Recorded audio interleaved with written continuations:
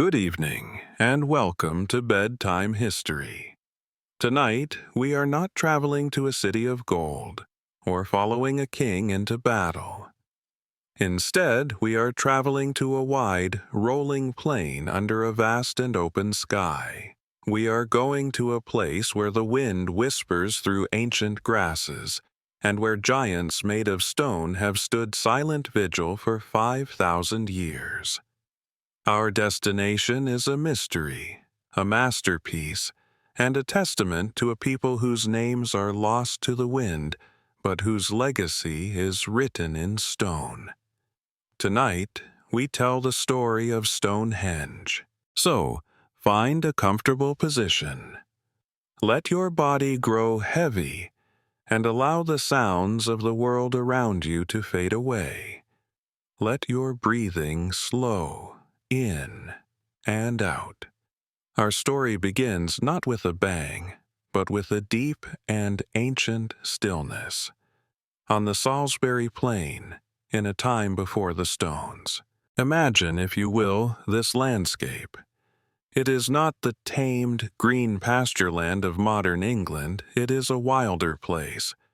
A sweeping expanse of chalk downland, covered in a sea of long, pale grass that ripples and sways with every breath of the wind. There are few trees here on the high plain, only clusters of gnarled hawthorn and juniper, huddled in the hollows. The sky feels immense, stretching from one horizon to the other, a great dome of blue by day, and a breathtaking canvas of infinite glittering stars by night. This land is not empty. It is ancient, even to the people who will one day build our monument.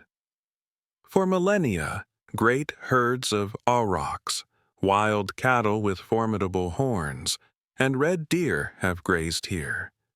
Wolves hunt in the shadows of the woodlands that fringe the plain, their calls echoing on cold, clear nights, and people are here too, not in cities, but in small, scattered communities. They live in homes of wood and wattle and daub, nestled near the rivers that flow through the valleys below the plain. They are farmers, tending to small plots of wheat and barley. They are herders, watching over their sheep and cattle. They are hunters and gatherers, intimately connected to the rhythms of this land. They understand the seasons in a way we no longer do. Their lives are governed not by clocks or calendars, but by the sun. They know, with an instinct born of generations, when the days are growing longer, bringing the promise of new life, new growth, and warmth. And they know when the days are shrinking, when the sun's arc across the sky becomes lower and shorter, heralding the coming of the cold, the dark, and the deep sleep of winter. The sun is their clock, their guide, their most powerful deity. It is the giver of life. Its journey across the sky is the most important story in their world. And there is another celestial body they watch with equal reverence, the moon. They see its gentle silver light wax and wane, a soft counterpoint to the sun's brilliant gold. They see how it governs the tides in the distant sea, and perhaps they feel it governs the tides within themselves too. The sun and the moon are the two great eyes of the sky, watching over them. This land, the Salisbury Plain, is special to them. It is not just a place to graze their animals. It feels different. It is a high place, closer to the sky. It is an ancient place, dotted with the burial mounds of their ancestors, long barrows and round barrows, small green hills holding the bones of those who came before. To walk here is to walk among the spirits of the dead. It is a sacred landscape, a bridge between the world of the living and the world of the spirits, a place where the veil between earth and sky feels thin. And so, an idea begins to form. Not in one person's mind, perhaps, but as a collective thought, a shared dream growing slowly within the community. They need a special place, a place to honor the sun and the moon, a place to honor their ancestors, a place to gather, to celebrate, to mark the great turning points of the year. They do not want to build something that will rot or decay, like their wooden homes.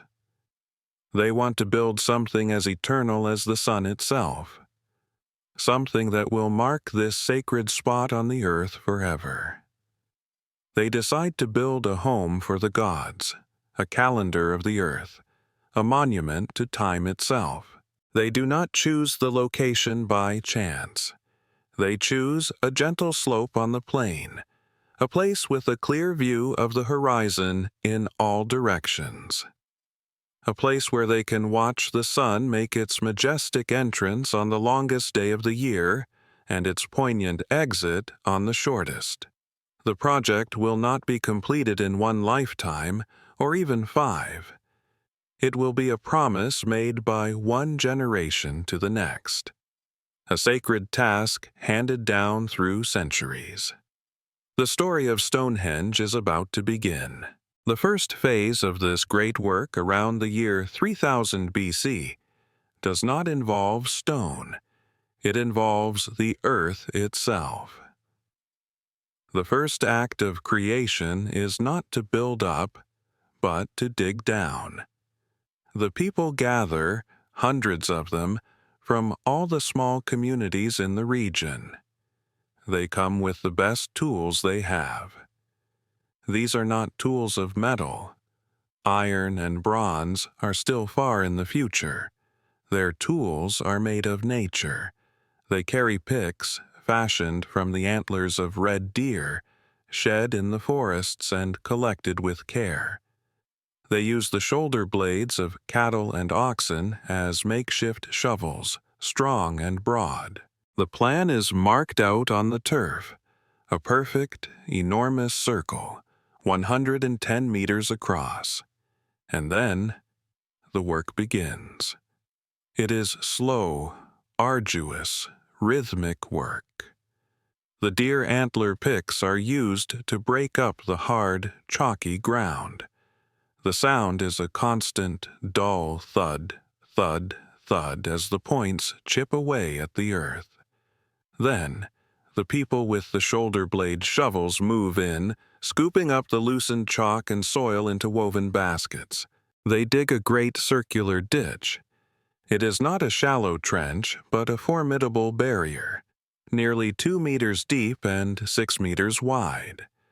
As they dig, the brilliant white of the chalk subsoil is exposed, creating a dazzling ring that would have shone in the sunlight, a stark and beautiful scar on the green landscape. It is a declaration. It says, "This place is different. This ground is now sacred." The earth they remove is not discarded. It is piled up carefully on the inner side of the ditch, creating a high circular bank. Standing inside this bank, the outside world would seem to fall away, leaving only the circle of earth and the vast dome of the sky. They have created their temple, their observatory, their sacred space.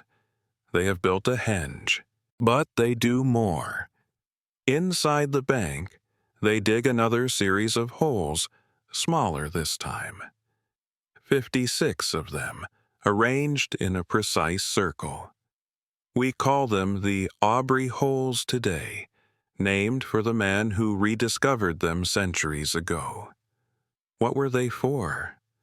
For a long time it was thought they held massive timber posts, a great circle of wood reaching for the sky. Perhaps they did, at first. Imagine the sight. A ring of towering, carved oak trunks, brought from the deep forests, their scent filling the air. But archaeological discoveries have revealed another, more profound purpose. Within these holes, the people placed the cremated remains of their dead.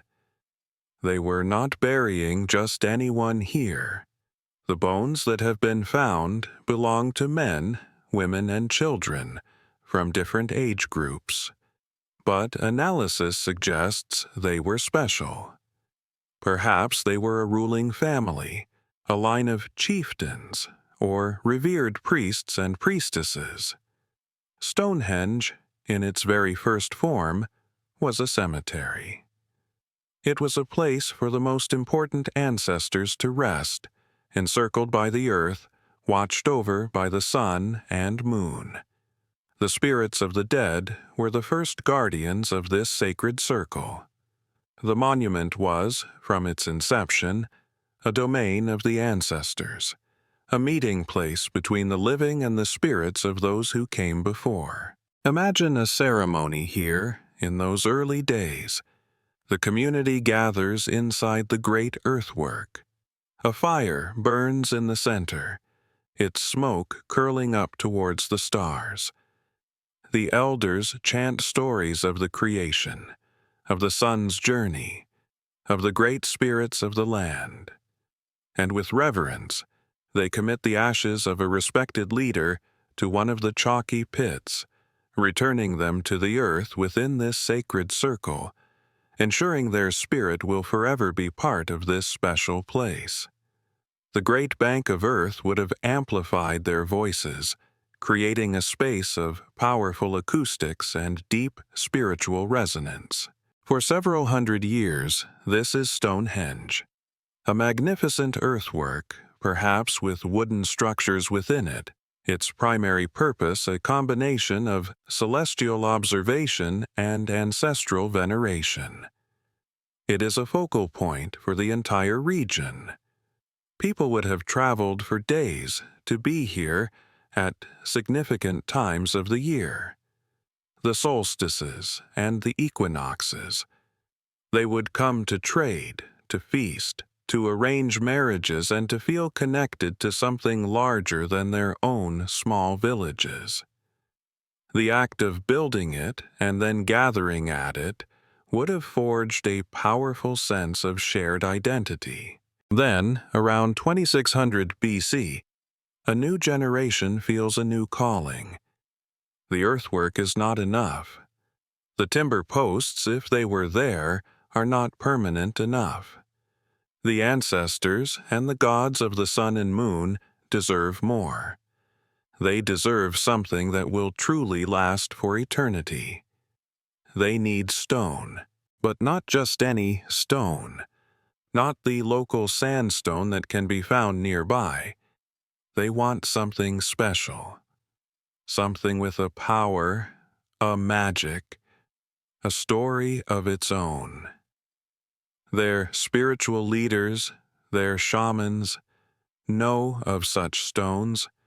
They are located in a place far, far away.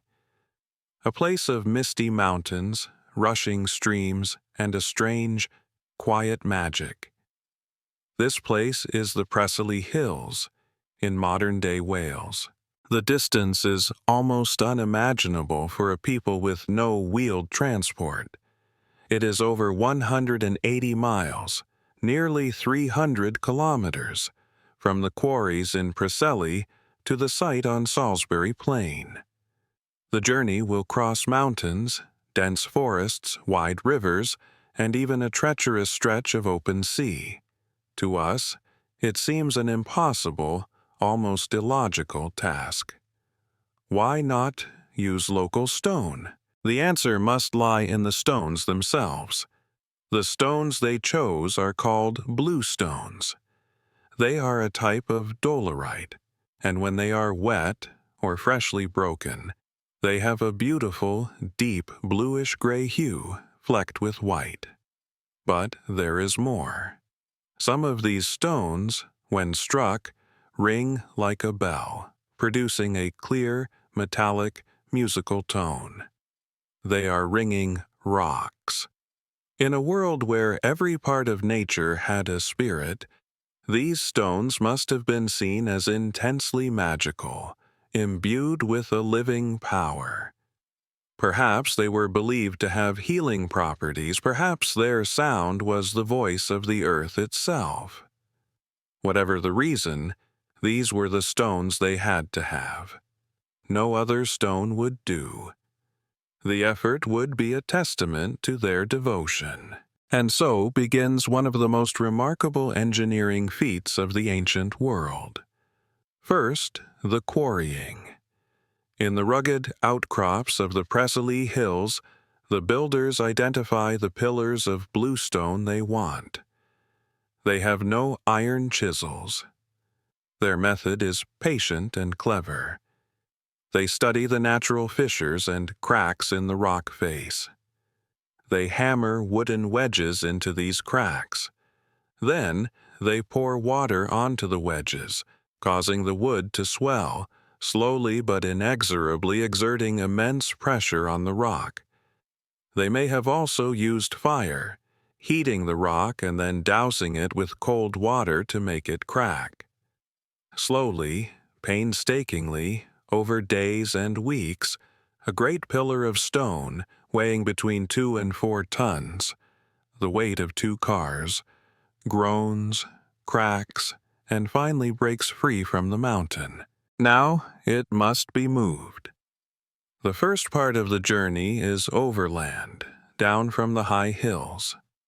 The stone is carefully lowered onto a wooden sledge, perhaps lubricated with animal fat. Teams of people, maybe 100 or more for each stone, take up long ropes made of twisted animal hide or plant fibers, and they pull. It is a slow, chanting, rhythmic heave.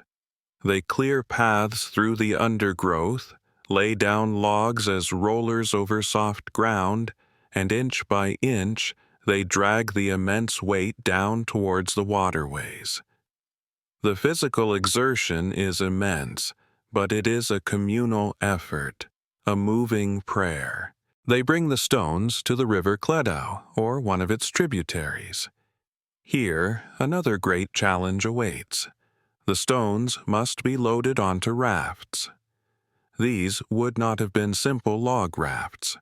They might have been constructed from multiple hollowed-out log boats, lashed together to create a stable, buoyant platform. Loading a 4-ton stone onto a vessel in a river is a dangerous, delicate operation. One mistake could send the sacred stone to the bottom of the river forever. Once loaded, the journey of water begins.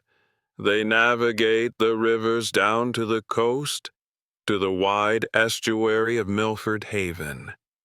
And here, they face the most perilous part of the journey, the sea. They have to cross the Bristol Channel, a stretch of water known for its powerful tides and unpredictable weather. We can only imagine the courage it took for these inland people to take their precious, weighty cargo out onto the open water. They would have hugged the coastline, paddling and poling their way eastwards, waiting for calm seas and favorable tides. It must have been a terrifying and exhilarating voyage. After successfully navigating the channel, they re-enter a river system, likely the River Avon. Then begins the final leg of the journey, another overland haul, dragging the stones for miles across the countryside until, at last, they reach the Salisbury Plain. The entire journey for a single stone could have taken months, even years, and they planned to bring around 80 of them. It is a staggering commitment of time, resources, and human life. When the Bluestones finally arrive at the sacred circle, they are treated with the utmost reverence. They are the magical, healing stones from the mystical mountains. The builders dig a new series of holes within the earthwork, a double arc or circle, and with enormous effort, using levers, ropes, and earthen ramps, they raise the bluestones into an upright position. For the first time, a stone circle stands at the heart of Stonehenge. The monument has been transformed. It is no longer just an earthwork. It is a place of powerful, ringing stone, a connection to a distant, sacred landscape. Imagine standing within the circle now. You are surrounded by these strange, dark pillars of bluestone. If you were to tap one, a clear musical note would hang in the air. The bodies of the ancestors lie in the ground beneath your feet, and these magical stones stand guard over them, humming with ancient energy. The theories that Stonehenge was a place of healing gain their strength from this phase. Perhaps people with ailments made pilgrimages here, believing that the power of the bluestones could cure them. Skeletons found nearby do show evidence of serious injury and disease, suggesting that people traveled to the site in search of a miracle. But the evolution of Stonehenge is not over. Its greatest, most iconic form is yet to come. Around a century later, perhaps around 2500 BC, an even more ambitious plan is conceived. This new phase is about scale, para, and permanence on a level never before imagined. The magical bluestones are important, but now the builders want to create a monument of overwhelming grandeur. They need bigger stones, giant stones. This time, they source them from a place called the Marlborough Downs, about 20 miles north of Stonehenge. These stones are a different type of rock entirely. They are Sarsen stones, a form of incredibly hard, silicified sandstone. They are the remnants of a prehistoric sediment layer, left scattered across the landscape like sleeping giants. And they are enormous. The Sarsens the builders select are colossal. The uprights they plan to use weigh, on average, 25 tons. The very largest, the so-called Great Trilithon, has uprights that weigh over 40 tons and a lintel, the horizontal stone on top, that weighs around 9 tons. This is a challenge of a completely different order of magnitude to moving the bluestones. A 40-ton stone is the equivalent weight of 5 adult elephants. The process of moving them is a masterpiece of logistics and raw manpower. A single Sarsen stone would have required an estimated 500 to 600 people to pull it on a sledge over rollers. The 20-mile journey would have been painstakingly slow, a great procession moving at a snail's pace across the rolling hills. The entire community would have been mobilized for this task, a project that would have dominated their lives for years. But the most incredible part of this phase is not just the transportation. It is the shaping of the stones. When the massive Sarsen blocks arrive at the site, they are not just erected in their raw form. They are worked, shaped with a precision that is almost unbelievable for a people without metal tools. The builder's primary tool is the stone maul, large, heavy rounded stones of even harder rock, which they use as hammers. For hour after hour, day after day, they would have pounded away at the surface of the Sarsens, chipping off small flakes, slowly grinding the surface down. The air would have been thick with fine, white dust, and the sound would have been a deafening, continuous roar of stone on stone. And they are not just smoothing the surfaces, they are employing sophisticated techniques borrowed directly from woodworking, but applied to stone. For the great outer circle, where they plan to place horizontal lintels on top of the uprights, they carve protruding pegs, called tenons, on the top of each upright stone. Then, on the underside of the lintel stones, They painstakingly hollow out corresponding holes called mortises. The lintel is then lifted and lowered so the tenon fits perfectly into the mortise, locking it in place like a piece of giant stone Lego. This mortise and tenon joint is a staple of carpentry, but to execute it in multi-ton sandstone with stone tools is an act of sheer genius and patience. They don't stop there. To make the outer ring of lintels a smooth, stable, continuous circle, they shape the ends of each lintel with tongue and groove joints. One end has a vertical groove carved into it, and the other has a vertical ridge, or tongue, that slots neatly into the groove of the next stone, locking them together side to side. They even curve the lintels slightly, so that when joined, they form a perfect circle. They also shape the uprights, making them slightly wider at the top than the bottom, a technique called entasis, which corrects the visual illusion of the pillars looking top-heavy. It's a subtle, sophisticated architectural trick, the same kind the ancient Greeks would later use in their temples. After the immense effort of shaping comes the even greater challenge of raising the stones. First, for each upright, a massive pit is dug. One side of the pit is a sheer vertical drop, while the other side is a long, gentle ramp. The giant stone is then dragged, base first, to the edge of the pit. The base is tipped into the hole. Then, the real work begins. Using huge timber A-frames as cranes and long, strong ropes, hundreds of people begin to pull. Slowly, terrifyingly, the stone is heaved upwards. Others would use long wooden levers to push from behind. The stone would shift, groan, and then, with a final mighty pull, it would lurch into its upright position, its base crashing down into the bottom of the pit. The pit is then immediately backfilled with rubble and earth, packing it in tightly to secure the stone in place for all time. Imagine the moment. The silence after the final pull, the collective gasp of breath, and then the roar of triumph as a 40-ton pillar of rock stands vertical, pointing to the heavens, placed there by human hands. Then comes the final and perhaps most difficult act, raising the lintels.